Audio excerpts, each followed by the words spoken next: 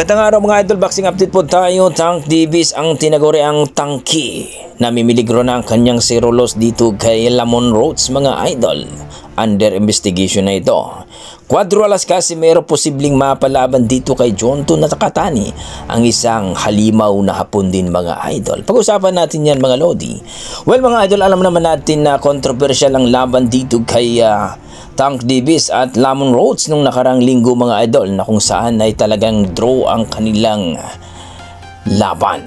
Napakagandang laban ang nangyari nung nakaraang linggo mga idol dito kay Tank Davis, na talagang ine-expect ng karamihan ng mga boxing fans na tatalunin itong si Lamon Rhodes, ang kampiyon din ng 130 mga idol, na kung saan ay TKO daw dapat itong si Lamon Rhodes. Pero nagulat ang lahat ng mga boxing fans mga idol, na kung saan ay pumabor nga dito kay Lamon Rhodes dahil hindi daw umubra itong si Tank Davis. At sa round 1 talaga namang magandang bakbakan, pero sa round 9 mga idol nakita ng buong sambayanan na knockdown itong si Tank Davis. Biglang lumuhod ito at pumunta sa corner at nagpapunas. First time po itong nangyari sa isang boxing mga idol na nagkaganito, na hindi binalangan ng lumuhod itong si Tank Davis matapos matamaan ng jab na malupit mga idol ni Lamon Rhodes, at pumunta nga ito sa kanyang corner at nagpapunas.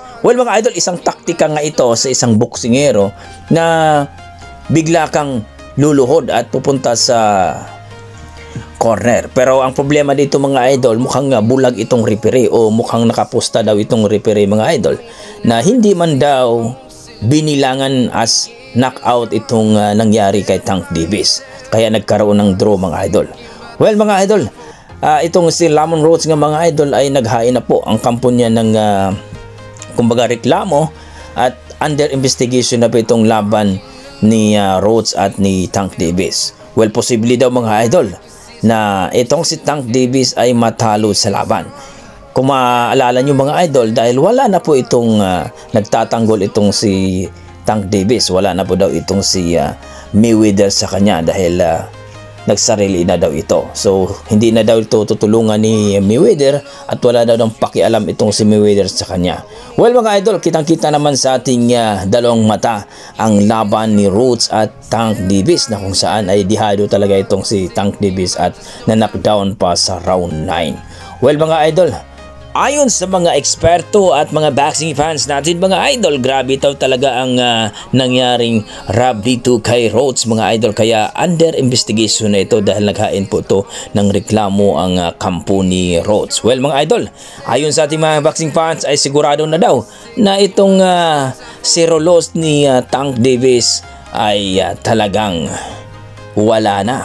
Magkakaroon na daw talo na itong si Tank Davis. Kayo mga idol, masasabi nyo dito?